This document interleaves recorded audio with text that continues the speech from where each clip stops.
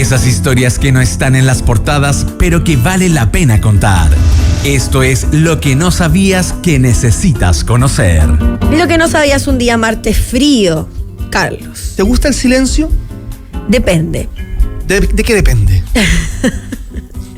Depende del momento, depende... Mira, en Santiago es difícil el silencio. Claro, encontrar el es cierto. silencio, sí. Para la capital es complicado.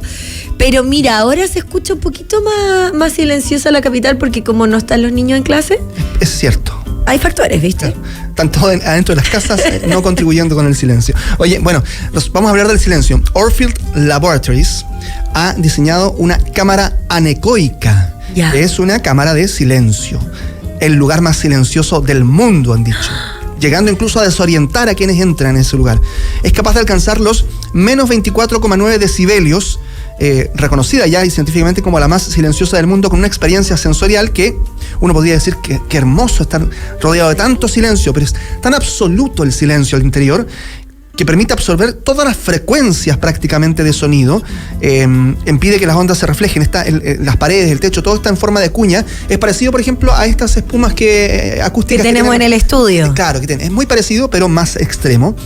Y entonces el oído humano, en esa capacidad de silencio, empieza a percibir sonidos internos, como por ejemplo el latido del corazón.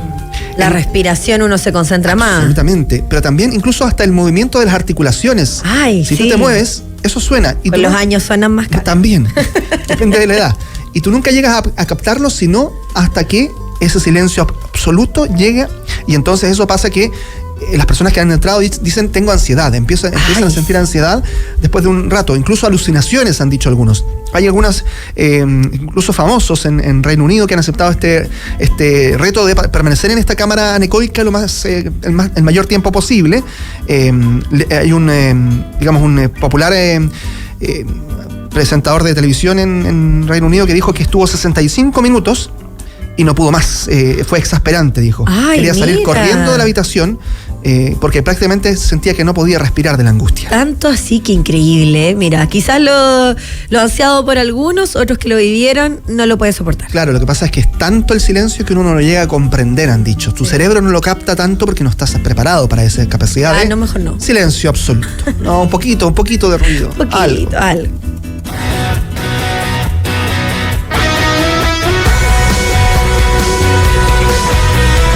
Preparándonos para lo que ya se anunció hace algunas semanas, viene a Chile, pero en algunos otros lados canceló shows. Morrissey. Sí, canceló un concierto en Suecia debido al cansancio acumulado y el hecho de no recibir ningún apoyo de la industria musical, dijo. ¿Pero qué es eso? ¿Qué queda para los artistas independientes, digo yo? Bueno, Supiera. Sí. Había un show que estaba programado para el día de ayer en el Hovet Arena de la capital de Suecia y el mismo artista dijo que había cancelado este show. Dice, sé que es imposible que la gente lo entienda, pero no hay apoyo financiero a las discográficas que nos lleve a esos lugares, dice. Hemos viajado en 7 días a 6 países y estamos increíblemente cansados. Estincado Morrissey. ¿Para qué vamos a decirlo de otra forma? Buen artista, pero... Sí. Es complicado. Es complicado el hombre. Y bueno, sí, con esas complicaciones y todo, se supone que se acerca a Sudamérica y a Chile para una gira que esperemos que lo tengan menos cansado. ¿Cuándo es que viene Chile? Dentro del año, entiendo. Sí. A ver, estoy buscando 11 de noviembre. Claro. 4ª vez que Morrissey estaría en nuestro país. Y bueno, ya las preguntas son si es que va a presentarse en México y en los otros lugares que debería ir. Para los fanáticos locales de Morrissey, que descanse nomás ahora. Que descanse ahora para que venga con todas las pilas puestas. Ay, sí, ya, porque tiene la detrás comprada y todo.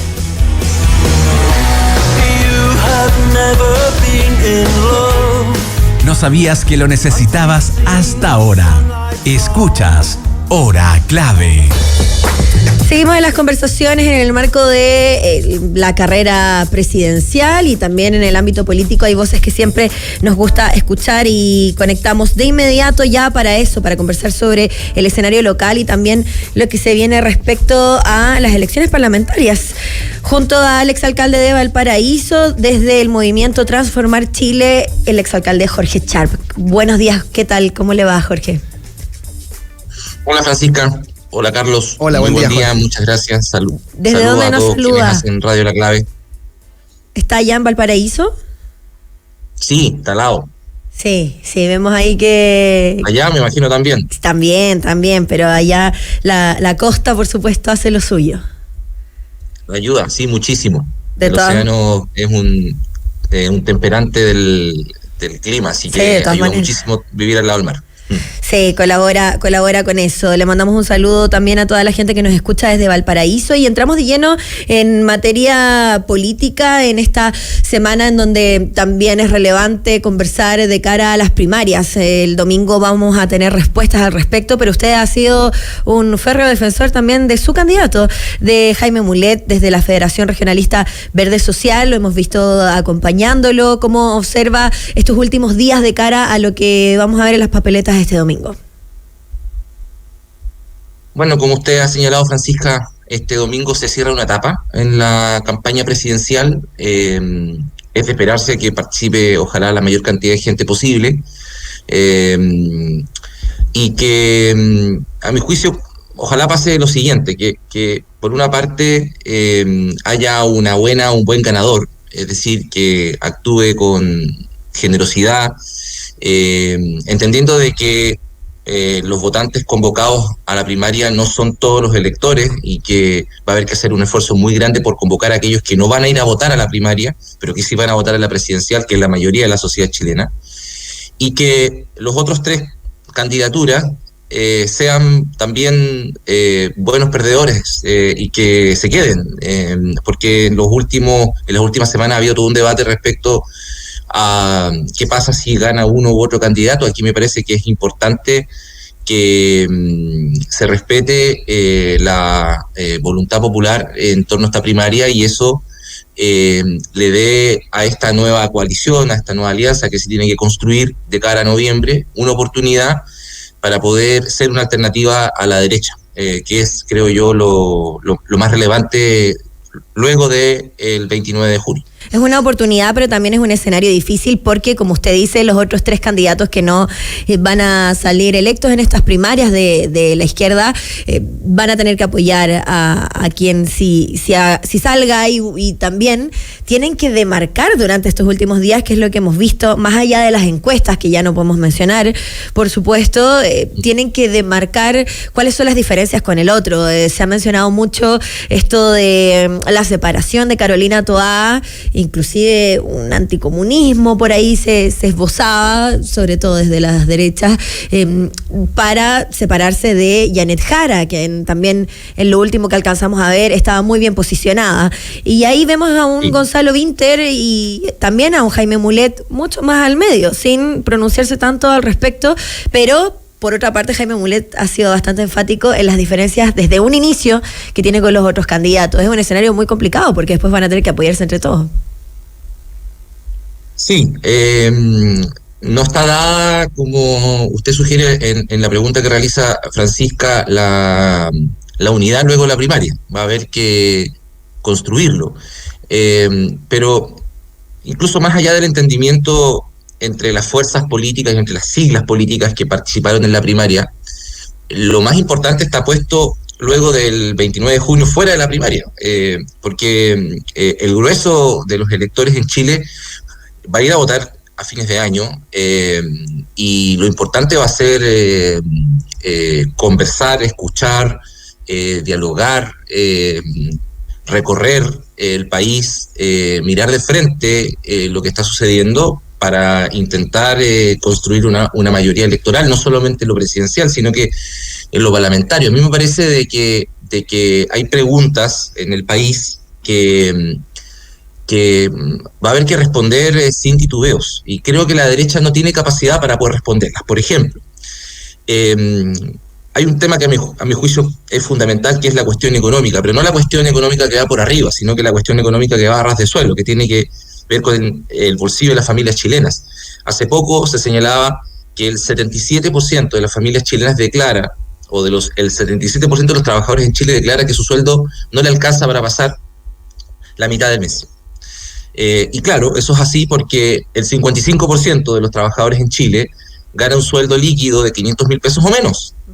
Entonces, tenemos un problema gigantesco de desigualdad, de concentración económica, que no creo que la derecha tenga la receta para poder resolver, pero el campo de izquierda, progresista, el campo donde están las fuerzas democráticas, transformadoras, debería tener una respuesta osada, audaz, que vaya a la raíz del problema, para abordar esa dificultad que es la que padecen millones de chilenos y chilenas y familias que no saben si van a llegar a fin de mes o derechamente no llegan. Entonces, esas son, a mi juicio, las claves, a propósito de la radio, sí, que van a tener que ordenar lo que haga esta alianza luego del 29 de junio.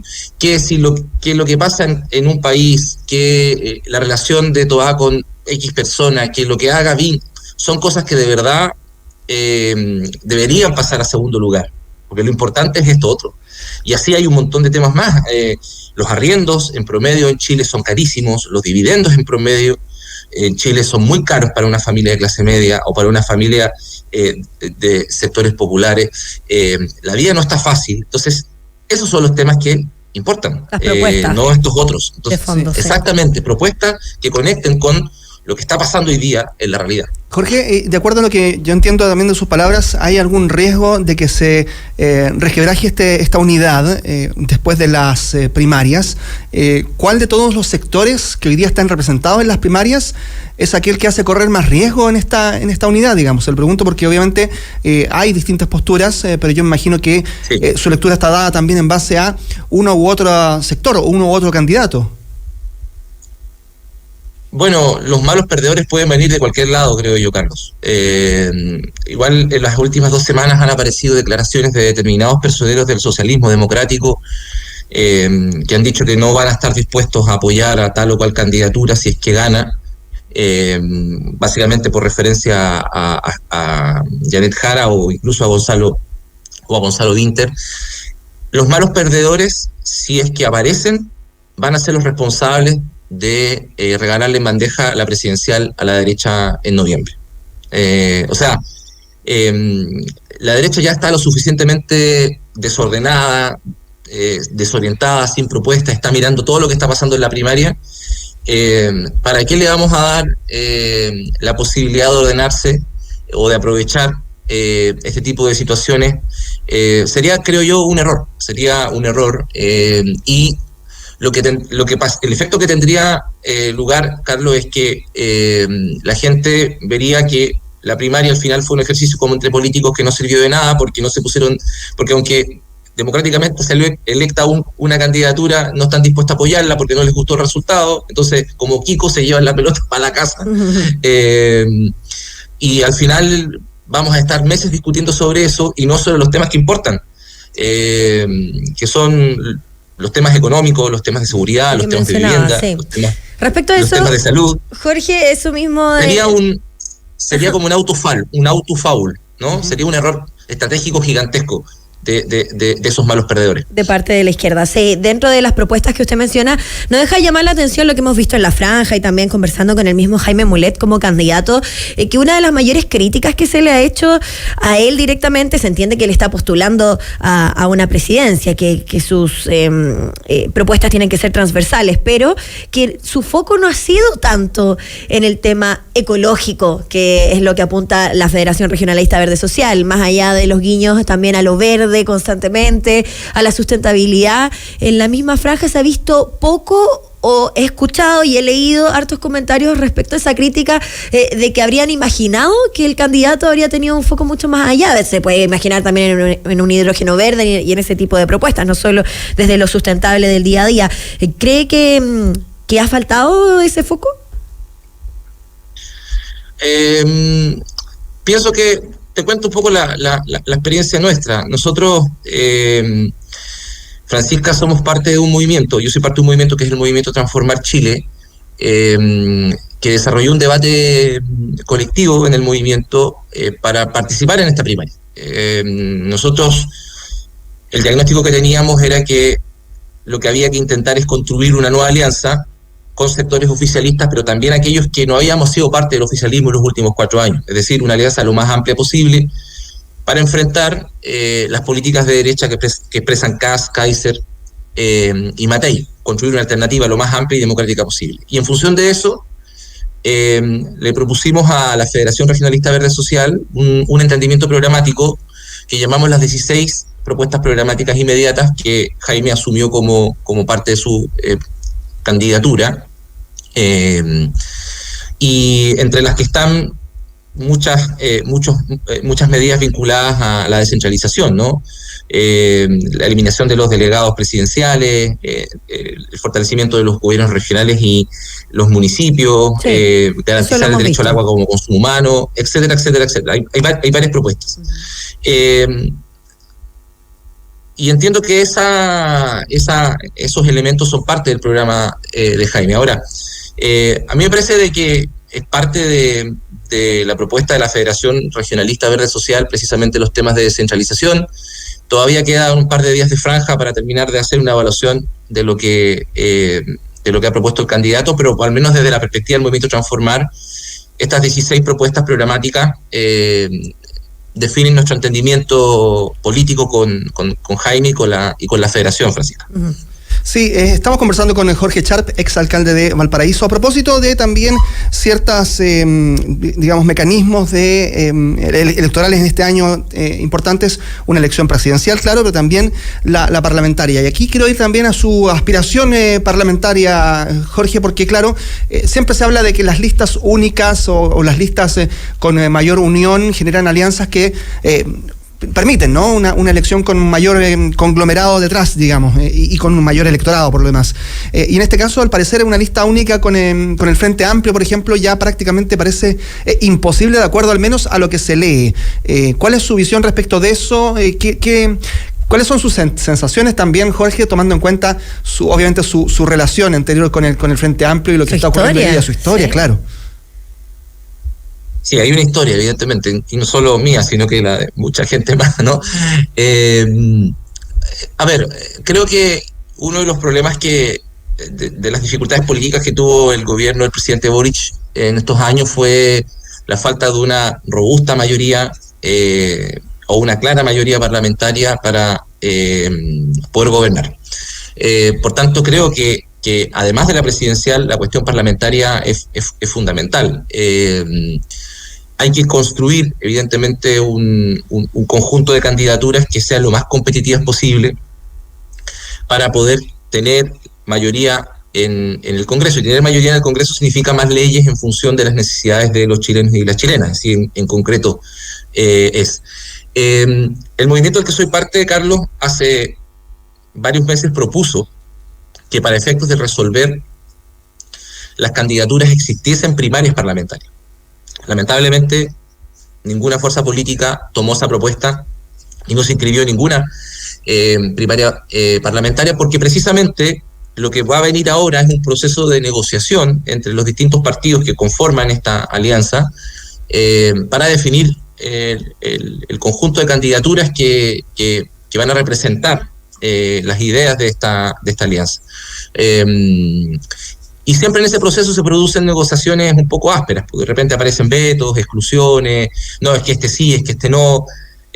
Una primaria parlamentaria hubiese resuelto democráticamente ese problema. Lo que los partidos no quisieron resolver así, lo van a resolver en una negociación que yo espero tenga un principio: la generosidad y la generosidad para poder acordar, y la inexistencia de vetos y exclusiones, que es lo que de repente se observa de determinadas fuerzas políticas a ciertas personas. Yo espero que ese tipo de cosas no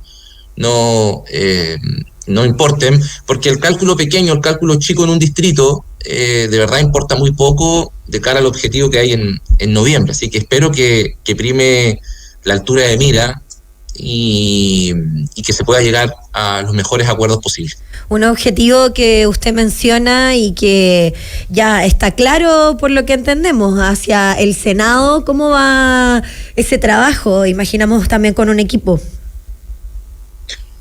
Estamos trabajando en la candidatura, efectivamente. El problema de fondo que tiene el Congreso, Francisca, es que la gente percibe, y muchas veces con justa razón, que el Congreso no lo representa.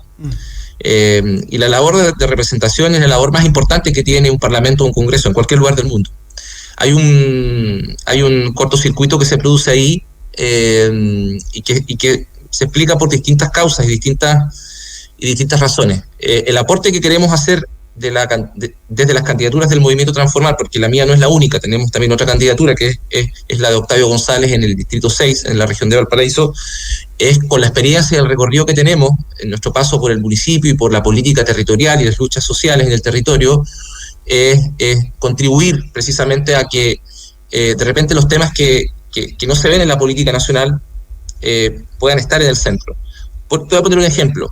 El Congreso ha discutido durante años, y durante este gobierno se cerró en parte esa discusión sobre el seguro privado de salud, que son las ISAPRES. Enhorabuena que haya sido así, porque las ISAPRES impactan la vida de 3 millones de personas y hay todo un debate respecto al rol de las ISAPRES como prestadoras privadas de ese seguro. Pero no se discute con la misma fuerza, no se discute con la misma intensidad, no se discute con la misma prioridad lo que sucede con el resto de las personas que están inscritas en FONASA, que son casi 14, 15 millones de personas, que son a su vez las que están inscritas en los consultorios en Chile. O sea, de la salud de los consultorios se habla muy poco, y es la salud que está más cerca de tu casa, es la salud que está al lado de tu barrio. Pero no se discute suficientemente sobre el financiamiento, no se discute suficientemente de por qué no hay suficientes médicos de familia en el CEFAM, o por qué faltan medicamentos, o por qué un CEFAM se puede demorar 8 años en reponerse, es decir, en renovarse, en ampliarse. Es la realidad del día a día, sí, absolutamente. Jorge, nos quedan... la realidad del día a día, bueno. Sí, nos quedan algunos minutos. A propósito de ese tipo de críticas, digamos, que se hacen también a un sistema que de hecho, el Frente Amplio, el gobierno del presidente Boric, buscaba reformar también, buscaba mejorar. No todo eso se puede hacer, uno entiende, en 4 años. Pero más allá de eso, ¿cuál es su visión respecto de este trabajo del gobierno del presidente Boric, también con un Frente Amplio hoy día bajo un prisma distinto, con un candidato que no tiene la misma fuerza aparentemente en las primarias que tuvo incluso en un momento Gabriel Boric, más allá de lo que sabemos que ocurrió en esas primarias hace 4 años en la competencia con Jadwe? Pero en definitiva, ¿cuál es su visión respecto de el momento del gobierno del presidente Boric y cómo el Frente Amplio ha estado detrás de eso? Bueno, tengo sobre Gonzalo Vinter, yo tengo una buena opinión. En general, Gonzalo me parece un muy buen político, un tipo frontal. Hay que ver lo que va a pasar el domingo. En general, creo que los 4 candidatos han hecho un aporte a la primaria, sin duda. Ahora, me parece que el gobierno del presidente Boric, Carlos, yendo a la pregunta que realizas, asumió con una cantidad de expectativas gigantescas. O sea, fue el gobierno... Fue el gobierno autoimpuestas también, ¿eh? ¿Perdón? Sí, completamente. Sí, completamente. O sea, expectativas autoimpuestas, expectativas puestas por la ciudadanía, expectativas que venían por todos lados, evidentemente. Y siempre cumplir con las expectativas en política es súper difícil, porque la política es una actividad que choca con la realidad. Y muchas veces... ahí se produce el cortocircuito. Y no solamente, cuando me refiero por la realidad, con que las agendas pueden cambiar porque las necesidades, los intereses de la sociedad o de los ciudadanos pueden ser distintos, ¿no? Sino porque te chocas con la pared de intereses que está constituido en este país. O sea, cuando tú quieres provocar cambios de fondo, te va a aparecer algún gran interés económico, algún gran poder económico que te va a decir, no señor, no se puede hacer. Otra cosa es con guitarra. Creo que para poder, a mí me parece que la gran enseñanza que yo extraigo del gobierno del presidente Boric es que no basta con llegar a la presidencia de la República si es que queremos transformar el país en los temas que le importan a la gente, sino que se requiere mucha más fuerza, mucha más capacidad política, social, territorial. Se requiere un proyecto más nítido, un proyecto que esté identificado, un proyecto que la gente pueda defender como suyo, para poder hacer cambios de verdad en el fondo de este país, porque este país es centralista, económica y políticamente. En este país hay tremendos problemas de desigualdad económica. Ya les hablábamos de los sueldos en Chile. Este país está en un sobregiro ecológico, es decir, ya nos consumimos en mayo todos los recursos que la naturaleza podía regenerar en un año, y empezamos a consumir los recursos de las nuevas generaciones, agua, bosques, sí, recursos pesqueros, cosas súper concretas que tienen que ver con nuestra vida cotidiana. Entonces, si queremos hacer un cambio de paradigma, vamos a tener que trabajar mucho más y aprender de todo lo que pasó harto aprendizaje. Últimos 4 años, como usted menciona. Jorge, no puedo dejar de preguntarle por la situación en la que se encuentra actualmente para que nos deje un contexto, por favor. Nos queda no nos queda de verdad tiempo, pero en un minuto, por favor, respecto a la denuncia de la alcaldesa actual de Valparaíso, Camila Nieto, ante los contratos de alumbrado público en su administración. En algún minuto usted mencionó que no había fundamentos para aquello, pero queremos entender en qué va este proceso. Sinceramente no lo sé. Se hizo la denuncia a la fiscalía, pero no tengo muy claro en qué va. Fue una denuncia genérica, no fue contra nadie en particular, por tanto no sabría decirle en qué va. ¿Usted no tiene notificación absoluta? Y tengo un ¿Perdón? ¿No tiene notificación absoluta usted en este momento? ¿Está esperando? No, tampoco. Fue solo esa acusación y listo. Desde nuestra perspectiva, fue una pequeña y baja maniobra política, porque en estricto rigor lo que hicieron los organismos técnicos del municipio en su momento, si mal no recuerdo, era corregir un error que dentro de la misma licitación se había producido y no favorecer con ello a una empresa en particular, todo lo contrario, era cumplir con el principio de estricta sujeción a las bases. Pero bueno, estamos en un tiempo electoral y este tipo de cosas van a suceder una y otra vez. Ahora, independiente de esa maniobra política que además fue realizada con un diputado que quiere ser candidato a senador, o sea, tiene que ver con el juego político local, regional. Independiente de eso, quiero decir una cosa. Ojalá que le vaya bien a la alcaldesa. De verdad, la alcaldesa tiene una gran responsabilidad y espero que le vaya bien por el bien de la ciudad. ¿No tiene fundamento la denuncia, entonces? Desde nuestra perspectiva, no. Desde nuestra perspectiva, no. Pero bueno, que la Fiscalía o la Contraloría realice toda la investigación que tenga que realizar, realmente no. Vamos a ver. Lo que entonces sí te puedo decir es que hoy día, es que hoy día la ciudad no tiene luces nuevas. El contrato está paralizado y de hecho, te doy un dato más. La alcaldesa, cuando asumió su gestión, modificó el contrato que después cuestionó. De hecho, lo modificó con su puño y letra. Bueno. Incluso cuando fue concejala lo aprobó. Y todos los antecedentes que ella dijo que no estaban a la vista, estuvieron a la vista en las comisiones y en el trabajo del consejo. Jorge. Y ella no hizo ningún reparo sobre ese particular. No, pero incluso hay un fin mayor, las luminarias son sí. Así que nos gustaría también preguntarle a ella en qué va todo esto, pero es importante esclarecer la información, por eso teníamos que preguntarle al exalcalde de Valparaíso, Jorge Sharp. Encantado. Muchas gracias por este contacto, seguimos también ahí a la habla, muchas gracias. Y como nos pasamos a las 8:01, gracias Jorge, gracias. Vamos a cerrar de inmediato, hora clave ya viene. Clave Morse. Clave Morse con Daniel Fajardo, gracias por estar ahí. Cuídense, chao.